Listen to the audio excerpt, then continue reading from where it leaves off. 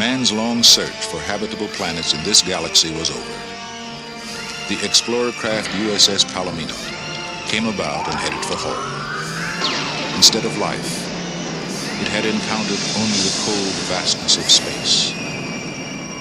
Aboard the Palomino, Captain Dan Holland and his weary crew prepared for their long journey back to Earth. Vincent, the ship's all-purpose robot, worked silently at the control console when an ominous and frightening image began to focus on the scanner screen.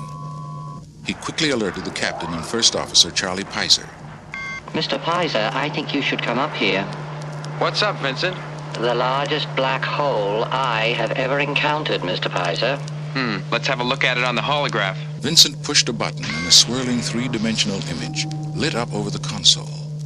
The remaining crew members, Dr. Alex Durant, Dr. Kate McCrae, and reporter Harry Booth, watched in awe.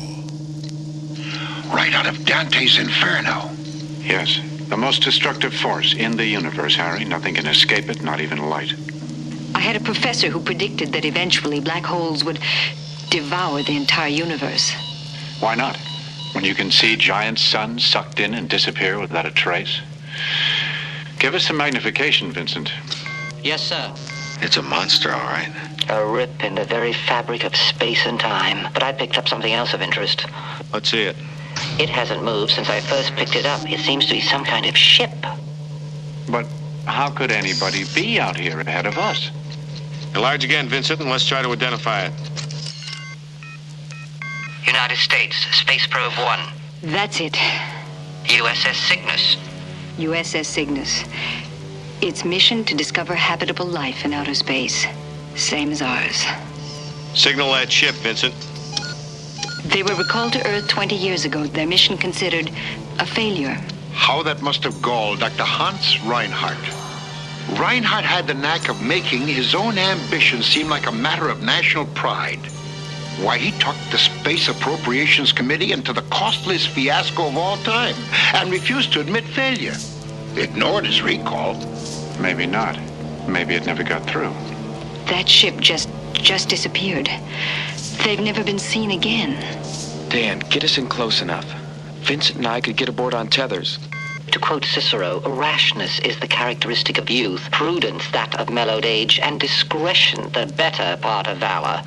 No sense leaving the story of a lifetime untold, Captain. I believe there is, Harry. And it's looking straight at us. I don't mind telling you, I'm a little concerned. Some of my brother robots were assigned to Project Black Hole, programmed to send ESP messages back from space probes. Oh, a grand experiment, the scientists thought. Also ancient history, Vincent. Not to me, Mr. Booth. Not this close. The heat in there melts types like me rather quickly. Picking up anything on the sensors, Charlie? Negative. But with all that turbulence out there, our signal might not be getting through. According to my instruments, it hasn't moved a centimeter since we first spotted it. But Alex, how can the lifeless derelict defy that kind of gravity? I don't know, but it's certainly worth investigating. My instincts are against it, Alex. But we'll go in for a closer look. Fix a coordinate approach, Charlie. Full power on the thrusters, Vincent. Strap yourselves in. We'll be feeling the gravitational force right now. She's bucking like a bronco. Gravity pull. 0.02450 and rising. Captain, I'm not sure how long the engines will remain operable against that much force when we turn back. Alex, gravity's close to maximum. We can afford one pass, and then we're gonna have to get out.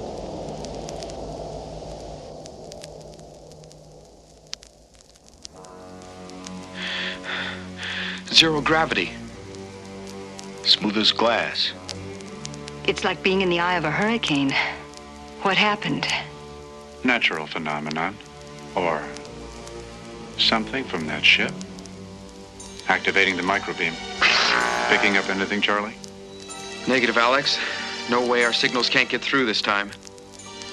Reverse thrusters and look for a place to set down. Despite the fierce power of the black hole, the Palomino was able to maneuver unmolested within the Cygnus's calm surrounding atmosphere. Then, without warning, the darkened ghost ship sprang to life in a blaze of lights. What's going on? That's what I'd like to know. Locking warheads into firing position. Hold it, Dan. They've got to be friendly. They could have blasted us right out of the sky. You got a picture down there? There are people on board. Just a shadow, Kate. Enlarge, please. There are people, Alex. I know it. I feel it. Docking elevator coming up. Wonder why they didn't roll out the red carpet earlier. I don't know, and I don't like it. Captain Holland set the Palomino down on the Cygnus' docking elevator. The crew stepped through the connecting airlock and into the Cygnus. They found themselves in a brightly lit corridor, but still no one appeared to greet them. Looks like we'll have to go to them. This place looks as if it hadn't been used for years. It's eerie. I feel like 1,000 eyes are watching us. My sensors have me on red alert, Captain. Vincent and Captain Holland led the Palomino crew into the abandoned main corridor of the vast silent ship. A door slid open in a cylindrical tunnel where a high-speed air car awaited them. Obviously being maneuvered by some unseen force, the crew stepped into the air car and allowed themselves to be whisked away. The car traveled down the entire length of the Cygnus, but still Vincent could catch no signs of human life. I don't like it when somebody else pulls the strings, Captain. Neither do I, Vincent. But who's ever up in that control tower is calling the shots right now. Whoever or whatever, Captain. At the end of the tunnel, the crew was greeted by a waiting elevator, which took them to the top of the ship. The doors parted to reveal a massive domed observatory, studded with lights and computers. Telescopes scanned the darkened sky, while astroscreens continuously monitored the looming black hole. Mysterious silhouetted figures silently operated the huge banks of computers. Incredible. It ought to be. Sure costs the taxpayers enough. Hello? They appear to be some sort of robot, Dr. Kate. Kate, Yes? there's someone else with us. Don't move. From an overhead command console, a huge shape hovered above the crew. A mechanical monster, the image of immense power, moved threateningly toward the group. A red light pulsed from the robot's sight panel, as if it were an angry warning. Identify yourself. What is your type and model? This is the story to end all stories, Harry. A ship of robots and computers with this thing in charge? Not quite, Dr. Durant. Maximilian and my robots only run this ship the way I wish it run. How do you know my name? You were monitored ever since our sensors first detected you. From deep in the shadows of the command center, a bearded figure stepped into the light. Welcome aboard the Cygnus. Hans Reinhardt. It can't be. You always did have a flair for theatrical entrances, Doctor. What happened when your mission was recalled? The Cygnus encountered a field of meteorites and was disabled. Our main and auxiliary communication systems smashed. We were adrift. I told the crew to abandon ship, to return home as ordered. Perhaps it was another of what you term my theatrical gestures, Mr. Booth, but I chose to remain aboard. You've lived out here for 20 years? Alone? 20 years? 20 Earth years, but I didn't live exactly alone. I've created companions of a sort. They look a bit medieval, but I'm a romantic. We won't impose on your hospitality, Doctor. We can offer you the means of returning to Earth. What makes you think I want to return? The Cygnus is in danger of being destroyed here. Yes, your captain was worried about that too. But there's no cause for alarm. We developed anti-gravity forces to maintain our position. Doctor, this ship doesn't appear to be crippled. Of course not. We repaired the damage and became operable again. But you never obeyed the order to return to Earth. That's right. I refused this order. There were larger considerations. Other worlds yet to be explored. Life dreams unrealized.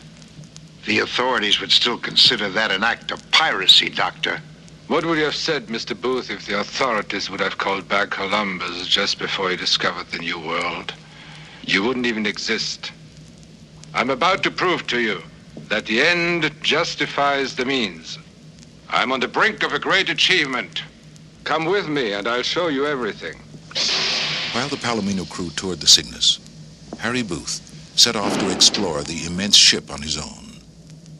In the agricultural station, he came upon a single hooded robot working silently at a lighted control panel, completely oblivious of the reporter's presence. Quite a layout. I said it's quite a layout you got here. Can you speak? Are you programmed to speak? No, I guess not. No, I guess that'd make you a little bit too real, wouldn't it? Abruptly, the robot turned away from its post and walked off, much to Booth's amazement, with a very pronounced limp. In the meantime, Captain Holland had headed back to the Palomino to prepare for the remainder of the flight home. On his way, Captain Holland found himself in a huge cathedral-like chamber where a group of robots gently placed a still-covered form into a tube-like canister. As Holland watched, the robot stepped back in unison, and the canister fired the figure out into space, where it was picked up by the intense gravitational pull. It rushed off like a missile, straight into the furnace of the black hole. Slowly and silently, the faceless robots returned to their duties. That evening, the Palomino crew joined Dr. Reinhardt for dinner. A toast to you and your companions, Dr. Durant, on the occasion of your visit to the Cygnus. The only Earth people to know of my existence. Tonight, my friends, we stand on the brink of a feat unparalleled in space exploration. If the data on my returning probe ship matches my computerized calculations, I will travel where no man has dared to go. Into the black hole. In, through, and beyond. Why, that's crazy. Ha! Impossible. The word impossible, Mr. Booth, is only found in the dictionary of fools. Your probe ship has only gone to the event horizon, Doctor, not into the black hole itself. How do you expect the Cygnus to escape being crushed by the force in there? I would assume that Dr. Reinhardt has created an anti-gravitational force field capable of withstanding that stress. Indeed, and I know you will say, Captain, that one mistake in navigation can be fatal. But I know exactly what I'm doing. The course I have chosen will take the Cygnus through at its optimum angle of rotation. The vortex will cause us to move at incredible speed. And that angle will slingshot us through. So, as I understand it, you want the Palomino to monitor your journey. That's right. I need you. To go to another place and another time. A place where I have the possibility to find what we call the ultimate knowledge. The probe ship is about to dock. Continue your meal, gentlemen. Cuckoo is a Swiss clock. What does your intuition tell you, Kate? That Dr. Reinhardt is walking a tightrope between genius and insanity. I think the guy's nuts. I don't buy that. Look, granted that 20 years out of contact with people has made this man a little eccentric. Tell him about the funeral, Dan. I don't know what they shot out into space, but they did it with all the reverence and honor of a human funeral. But you can't ask me to believe that he's programmed his robots to feel emotions. Come on. I know what I saw, Alex. And we only have Reinhardt's word for what happened to his crew. All I know is that that robot gardener was almost human, too. He even walked with a limp. What spooks you about a malfunctioning robot, Harry? I wasn't spooked, old buddy. I'm just telling you that I had a gut feeling that I was looking at some kind of person. What are you getting at? That we make our apologies, say our goodbyes, and get off this ship as quick as we can.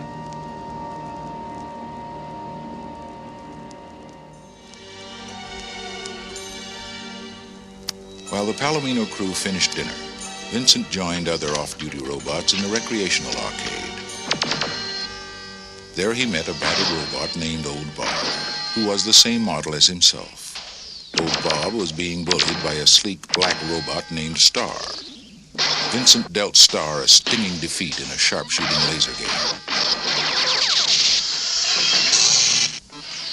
thus eliminating old Bob's tormentor and gaining the old robot's confidence. My name's Bob, Biosanitation Battalion. Vincent, vital information necessary centralized. Are there any more like us left on board? I'm the last one. These upstarts think I'm some old freak. They still haven't improved on our model. Oh, you can't modify perfection. We're the best. I couldn't talk freely before, but I have a whole lot to tell you. If Maximilian knew you were here, well, it'd be the end for the both of us. Vincent, you and your friends are in grave danger. Reinhardt only turned the lights on to prevent any damage to the Cygnus. This is a death ship. These poor creatures are what's left of the crew, kept alive by means I don't pretend to understand.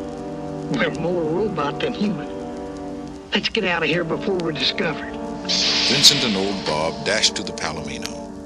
From there, Vincent transmitted an urgent ESP message to Kate. Dan, Vincent wants you aboard the Palomino right away. Let's go, Charlie. I think I'll tag along. Reinhardt will solve the one final mystery that has eluded mankind. Or he'll die in the attempt. Alex, I'm beginning to feel you want to go with him. On a glorious pilgrimage, straight into what may be the mind of God. I do. Where are the others? They were recalled to the ship. Recalled? Where was your communication? Ah, the ESP you share with the robot. Extraordinary. Back on the Palomino, the pieces of a frightening puzzle began to fall into place as old Bob told the captain about Dr. Reinhardt's evil secret. That explains the funeral. Right. And the limping robot you spotted. Do you mean to tell me that there's actually a human body under that clothing? Exactly, Mr. Booth. They tried to take control of the Cygnus when Dr. Reinhardt ignored the orders to return home. Reinhardt called it mutiny, and they were captured by the Sentry robots and are still on board. The most valuable thing in the universe, intelligent life, means nothing to Dr. Reinhardt. Without their wills, the crew became things he could command. Charlie, start the countdown. Right. Vincent, tell Kate I want her and Alex back here on the double. Kate and Dr. Durant had left the dining room and joined Dr. Reinhardt in the Cygnus's control tower. Fix navigational course. You have achieved all this on your own, Dr. Reinhardt. And you would have every right to reject the request of a comparative stranger, but... What are you hoping for, Alex? Immortality? No. Scientific truth. Alex, we have to board right away. They're waiting to blast off. Prepare reactors. Alex, I will not have you throwing your life away for this. He can do it. I know he can. There's an entirely different world beyond that black hole. A point where time and space, as we understand it, no longer exists. Reactors on.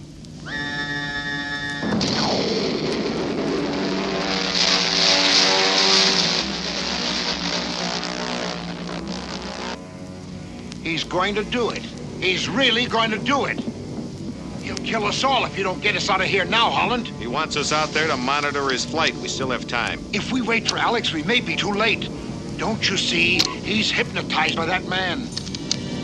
Vincent, tell Kate we want her back here fast, with or without Alex. Tell her why. Alex. R squared. Alex, could I have a word with you? A squared, sine squared. Do you remember what we were talking about the other day? We've got to get out of here. I'm staying. Shh. Reinhardt is a murderer. What? Yes. Those creatures, those aren't robots. They're humanoids. They're what's left of the original crew. What's wrong, Miss Kate? You look ill. Kate's upset because I've elected to stay with the Cygnus. I hope she's electing also to stay with us. No, What changed your mind? I'm not. I will not transmit messages for you. Dr. Durant moved to one of the silent robots and cautiously removed its reflective face mask. The empty, lifeless eyes of a Cygnus crew member stared back at him. What are you doing? Come on, Kate, let's get you out of here. As Dr. Durant escorted Kate toward the elevator, Maximilian advanced toward them. At the end of his outstretched arms whirled knife-sharp blades. Dr. Durant was cut down in an instant.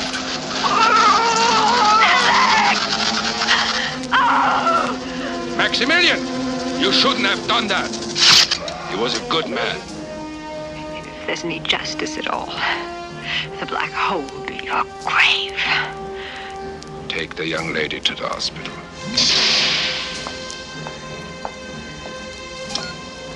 You're cleared for takeoff, Captain.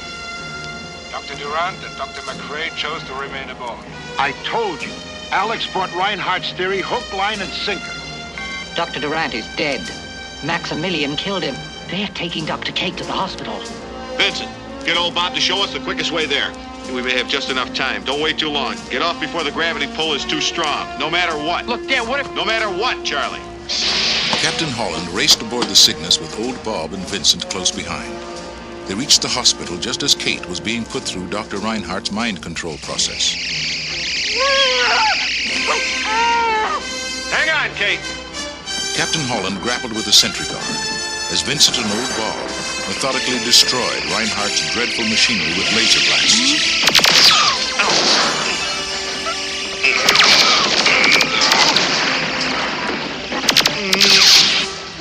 We got you. Hurry. We got you.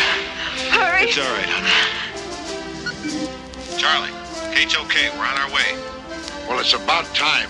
How close can we cut it? In the Cygnus control tower, Dr. Reinhardt monitored the crew's escape from the hospital.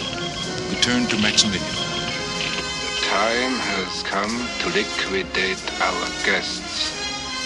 Tell the sentries to fire on any human between Medical and Palomino. As old Bob led them back to the Palomino, they were ambushed by a line of sentry robots on an overhead bridge. All right, Vincent, let's make this one an end run. We'll catch them in a crossfire. We'll hit them from 12 o'clock high. Take the 9-pin, Bob.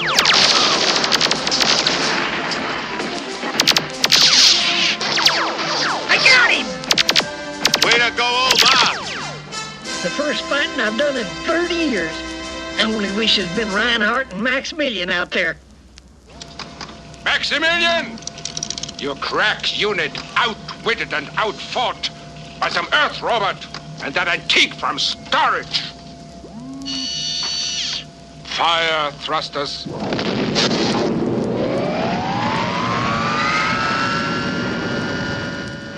Charlie, do you read me? Loud and clear, Dan. Man the controls, pulse Harry at the hatch, and give us exactly 60 seconds. Where are you? Side corridor near reception. They got us pinned down, but Dan! start counting, Charlie.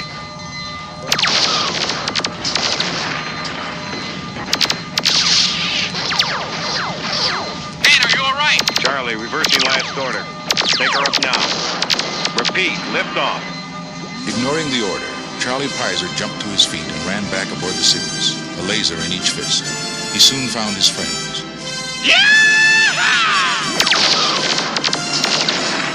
Way to go, Charlie!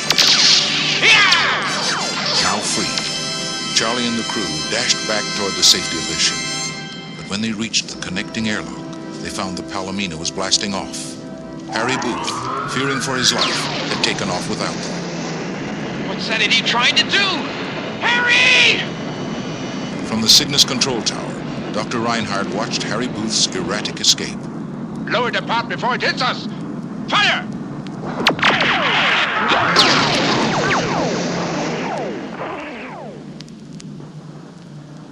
I should have known he was all talk, no guts, and locked him up. You may have done us a favor, Charlie. At least we're alive. I'm sure that's not what he had in mind. He was trying to save his own skin. There is an alternative. The probe ship. Vincent, you're a genius. We'll have to try the main corridor. Old Bob led the Palomino crew toward the probe ship. Then, without warning, a series of explosions rocked the mighty ship. A meteorite struck the ship, Captain. A whole storm of them, Captain. The black hole's dragging them in, too. The Palomino crew continued their journey across the battered Cygnus. As they crossed a narrow bridge, a massive meteor ripped through the mile-long hallway and came crashing right toward them. It's moving, Bob. It's the granddaddy of them all. Let's go, come on. Still pursued by the relentless sentries, The crew took refuge in Dr. Reinhardt's agricultural station, but the roof, now weakened by meteorite damage, finally ripped apart. Cyclone winds and sub-freezing temperatures whirled through the garden as the giant room decompressed. Plants and vegetables became airborne missiles. Covered with frost, the crew fought their way through the raging storm and managed to pry open the frozen airlock. One by one, the near-frozen humans rushed into the warmth of the ship's corridors. We've got to keep moving! He's frozen. Help me warm him.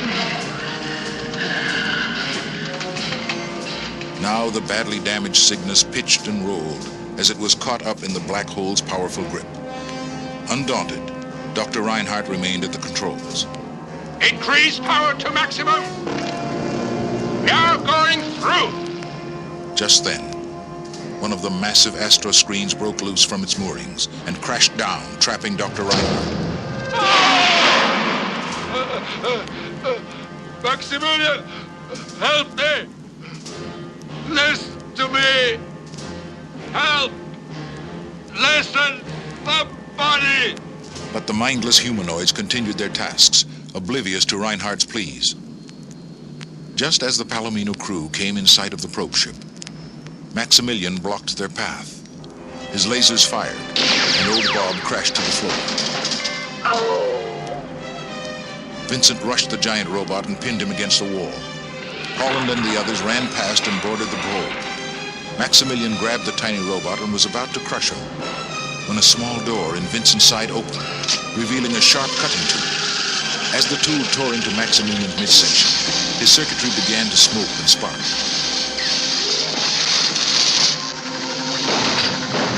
Vincent turned to help Bob. Come on now, Bob. We have to go. No, I can't make it. My hover stabilization's gone, my main circuit's blown, and both backups are failing. You can make it. It's no use, Vincent. My useful days are finished. But part of me goes with you. You'll never be obsolete. Carry on the tradition. We're the best. Vincent boarded the probe ship just as its thrusters came to life. We better get off! The whole ship's breaking up! Everybody sit tight. Hang on. Lift off. The tiny craft arched away from the doomed Cygnus. The crew watched as Reinhardt's crippled ship was twisted and crushed by the unbearable force of the black hole. And finally, the wreckage disappeared, headlong into the dark tunnel. Gravity force field is on! Control's not responding. Captain, the ship has been programmed. To Reinhardt's course. You mean we're going into the black hole? Yep. Let's pray he was a genius. Unable to overcome the intense gravity, the probe ship was also drawn into the whirlpool. Faster and faster it rushed down the dreadful abyss, accelerating beyond the boundaries of human imagination.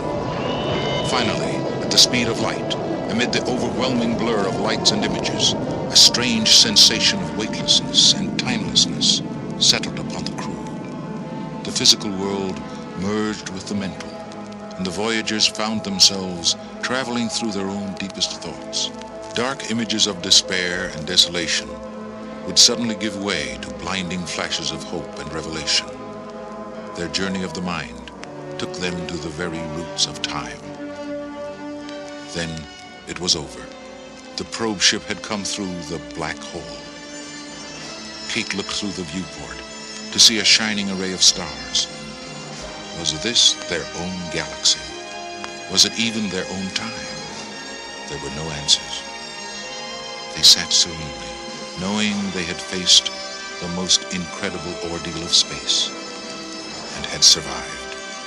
They had proved that man was not just an insignificant speck, but something special, like a delicate flower in a cosmic desert, a piece of the universe, a part of creation.